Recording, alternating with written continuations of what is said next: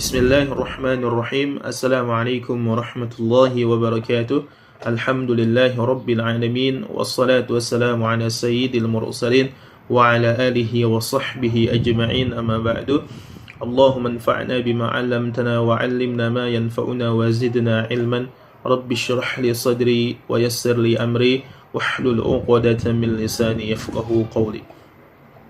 Ya, alhamdulillah, segala puji hanya milik Allah Subhanahu wa taala. Salawat beserta salam kita curahkan kepada Nabi kita Nabi Muhammad sallallahu alaihi wasallam, kepada para keluarganya, sahabat, tabi'in, tabi'ut tabi'in, dan mudah-mudahan kepada kita selaku umatnya. Amin ya rabbal alamin.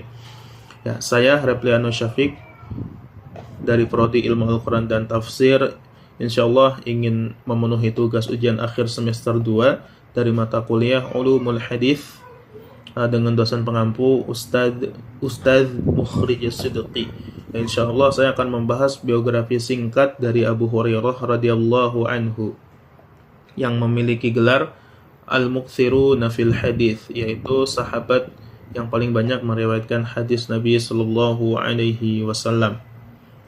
Ya, nama asli beliau adalah Abdurrahman bin Sakhr Ad-Dausi, sedangkan nama kunyah beliau yaitu Abu Hurairah. Dan nama kunyah beliau itu lebih terkenal dibandingkan dengan nama asli. Kemudian kenapa beliau dijuluki dengan Abu Hurairah? Ya, beliau menceritakan atau meriwayatkan bahwasannya beliau itu ketika di kampung ya, beliau memelihara kambing ya, melihara atau mengembala kambing ya.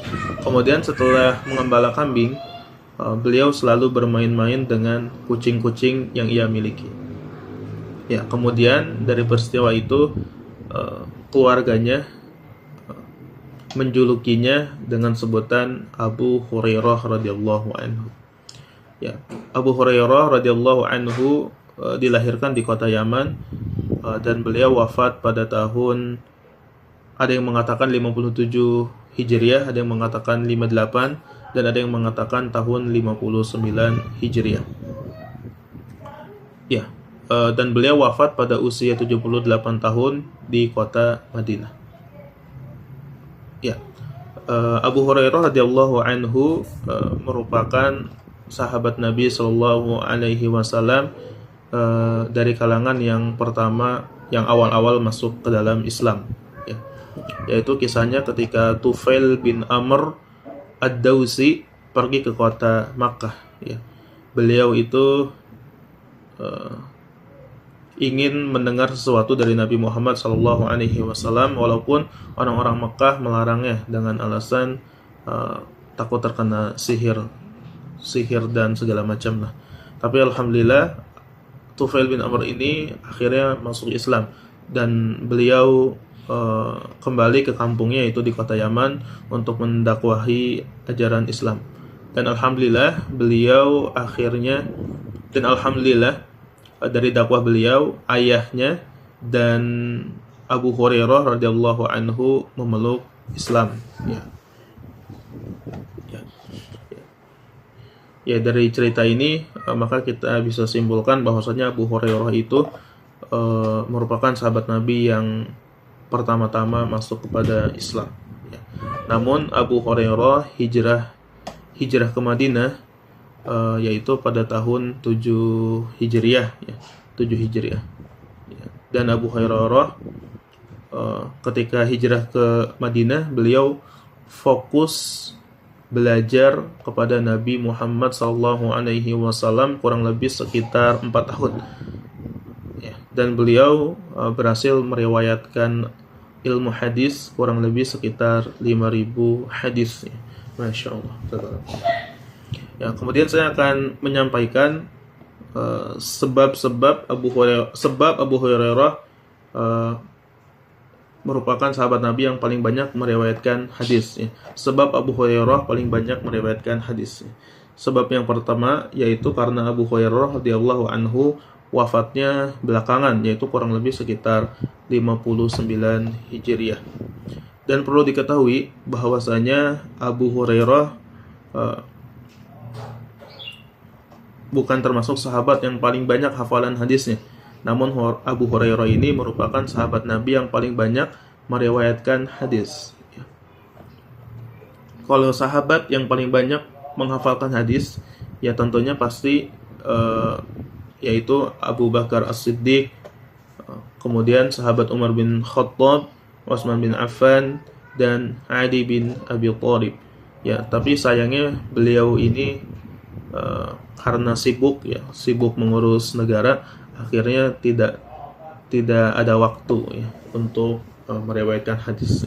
Tapi kalau dari segi hafalan, ya beliau lebih banyak hafalannya dibandingkan Abu Hurairah radhiyallahu anhu. Ya, kemudian sebab yang kedua yaitu Abu Hurairah radhiyallahu anhu dimudahkan dalam menghafalkan hadis, dan setelah menghafal beliau tidak akan lupa lagi. Ya. Ini karena beliau telah didoakan oleh Nabi Shallallahu Alaihi Wasallam. Ya, kisahnya ketika Abu Hurairah mengeluhkan kepada Nabi Muhammad Shallallahu Alaihi Wasallam bahwasanya hafalan hadisnya banyak yang lupa. Maka akhirnya Nabi Muhammad Shallallahu Alaihi Wasallam menyuruhnya untuk melepaskan sorbannya, ya, sorban yang ada di lehernya. Ya. Kemudian sorban tersebut didoakan oleh Nabi Muhammad SAW dan diberikan kepada Abu Hurairah radhiyallahu anhu. Maka ketika itu Abu Hurairah tidak pernah lupa dalam menghafal hadis lagi. Ya, kemudian yang ketiga, Abu Hurairah itu menuntut ilmu. Yang ketiga, ketika menuntut ilmu, beliau itu sangat fokus sekali dan tidak tersibukkan dengan urusan-urusan dunia, ya. Karena Abu Hurairah itu tidak kerja. Beliau itu fokus membersamai Nabi, ya. Fokus membersamai Nabi. Dan beliau termasuk sahabat Nabi yang miskin. Kemudian yang keempat, ya, sebab keempat yaitu beliau menetap di kota Madinah dan beliau membuka majelis khusus untuk menyampaikan hadis Nabi. Ya, jadi sebab beliau banyak meriwayatkan hadis, yaitu beliau menetap di kota Madinah dan beliau membuka majelis khusus untuk menyampaikan hadis-hadis Nabi Sallallahu Alaihi Wasallam. Ya, Imam Al-Bukhari menyatakan yang meriwayatkan hadis dari beliau itu kurang lebih ada 800 orang, yaitu 28 dari kalangan sahabat dan ratusan yang lainnya itu dari kalangan tabi'in. Ya, kemudian berikutnya Abu Hurairah tidak cuma meriwayatkan hadis yang ia dengar dari Nabi Shallallahu Alaihi Wasallam, ya, tapi beliau meriwayatkan hadis melalui para sahabat lainnya seperti Abu Bakar, Umar, Utsman dan yang lain. Ya, mungkin cukup sekian biografi singkat mengapa Abu Hurairah radhiyallahu anhu banyak meriwayatkan hadis Nabi yang bisa saya sampaikan. Ya.